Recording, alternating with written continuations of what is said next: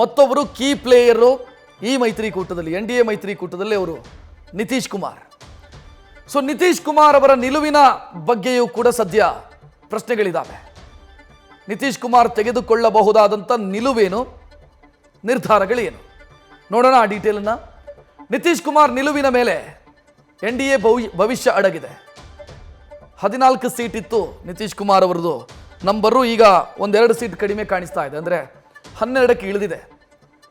12 ಕ್ಷೇತ್ರದಲ್ಲಿ ಸದ್ಯ ನಿತೀಶ್ ಕುಮಾರ್ ಅವರ JDU ಅಭ್ಯರ್ಥಿಗಳು ಮುನ್ನಡೆಯನ್ನು ಸಾಧಿಸಿದ್ದಾರೆ, ಕೆಲವರು ಗೆದ್ದಿದ್ದಾರೆ.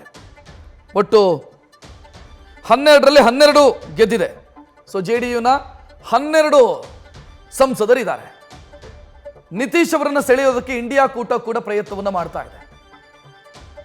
ಪ್ರೀಪೋಲ್ ಅಲಯನ್ಸ್ ಮಾಡಿಕೊಂಡಿರುವಂಥ ನಿತೀಶ್ ಮತ್ತೆ NDAಗೆ ಕೈ ಕೊಡ್ತಾರಾ ಅನ್ನೋದು ಪ್ರಶ್ನೆ. NDAಗೆ ಆಗಾಗ ಕೈ ಕೊಟ್ಟಂತ ವ್ಯಕ್ತಿ ಯಾರಾದರೂ ಇದ್ರೆ ಅದು ನಿತೀಶ್ ಕುಮಾರ್. ನಿತೀಶ್ ಕುಮಾರಿಗೂ ನರೇಂದ್ರ ಮೋದಿ ಅವರಿಗೂ ಅವರು ಗುಜರಾತ್ನ ಮುಖ್ಯಮಂತ್ರಿ ಆಗಿದ್ದಾಗ, ಇವರು ಬಿಹಾರದ ಮುಖ್ಯಮಂತ್ರಿ ಆಗಿದ್ದಾಗಲೂ ಕೂಡ ಕಾಂಪಿಟೇಷನ್ ಇದೆ. ಇಬ್ಬರೂ ಕೂಡ ಸಮಕಾಲೀನರು ಮತ್ತು ಇಬ್ಬರೂ ಕೂಡ ಮಹತ್ವಾಕಾಂಕ್ಷಿಗಳು. ನಿತೀಶ್ ಕುಮಾರ್ ಅವರಿಗೂ ಕೂಡ ಪ್ರಧಾನಿಯಾಗಬೇಕು ಅನ್ನುವಂಥ ಕನಸಿತ್ತು. ನರೇಂದ್ರ ಮೋದಿ ಅವರು ಪ್ರಧಾನಿ ಆದರು, ನಿತೀಶ್ ಕುಮಾರ್ ಅವರಿಗೆ ಆಗೋದಕ್ಕಾಗಲಿಲ್ಲ.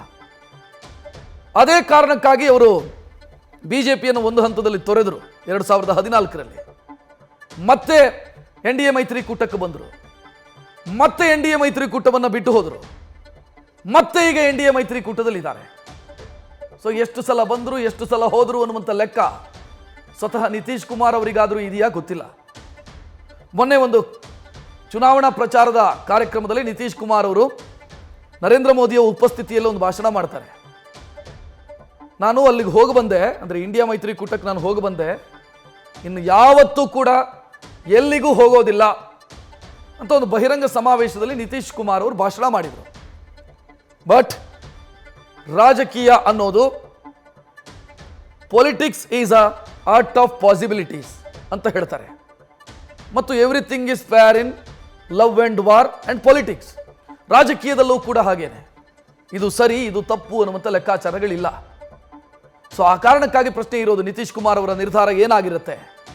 ಸದ್ಯದ ನಂಬರ್ 12, ನಿತೀಶ್ ಕುಮಾರ್ ಅವರ ಪಾರ್ಟಿ ಪಡ್ಕೊಂಡಿರುವಂಥ ಒಟ್ಟು ಸಂಸದರ ಸಂಖ್ಯೆ 12, TDP 16, BJP 243 ಸದ್ಯದ number, Shiv Sena 6, LJP 5, RLD 2, JSP 2, JDS 2. So ಇಲ್ಲಿ TDP ಮತ್ತು JDU 16 ಸೀಟ್ ಗೆದ್ದಿರುವಂಥ TDP, 12 ಸೀಟ್ ಗೆದ್ದಿರುವಂಥ JDU. ಆ ಕಡೆ ಇಂಡಿಯಾ ಮೈತ್ರಿಕೂಟಕ್ಕೆ ಹೋದರೂ ಕೂಡ ಬಹುಮತ ಬರೋದಿಲ್ಲ. ಬಹುಮತಕ್ಕೆ ಇನ್ನೊಂದಿಷ್ಟು ನಂಬರ್ ಕಡಿಮೆ ಆಗುತ್ತೆ. ಯಾಕಂತಂದ್ರೆ 231 ಪ್ಲಸ್ 16 ಪ್ಲಸ್ 12 ಬಹುಮತ ಬರೋದಿಲ್ಲ. ಇನ್ನೂ ಒಂದು 4-5 ಸೀಟ್ ಕಡಿಮೆ ಬೀಳುತ್ತೆ. ಸೊ ಈ ರೀತಿ ಇದ್ದಾಗ ನಿತೀಶ್ ಕುಮಾರ್ ಮತ್ತು ಚಂದ್ರಬಾಬು ನಾಯ್ಡು ತೆಗೆದುಕೊಳ್ಳುವಂಥ ನಿರ್ಧಾರ ಏನು ಅನ್ನೋದು ಸದ್ಯಕ್ಕಿರುವಂಥ ಕುತೂಹಲ. ಏನು ಮಾಡ್ತಾರೆ ಅನ್ನುವಂಥ ಪ್ರಶ್ನೆ ಇದೆ.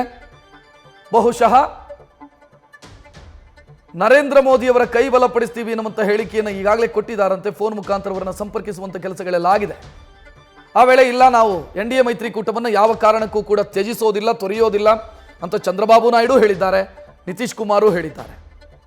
ಕೊಟ್ಟ ಮಾತಿಗೆ ಬದ್ಧರಾಗಿ ಅಲ್ಲೇ ಇರ್ತಾರೋ ಹೊರಗೆ ಬರ್ತಾರೋ ಅನ್ನೋದು ಪ್ರಶ್ನೆ.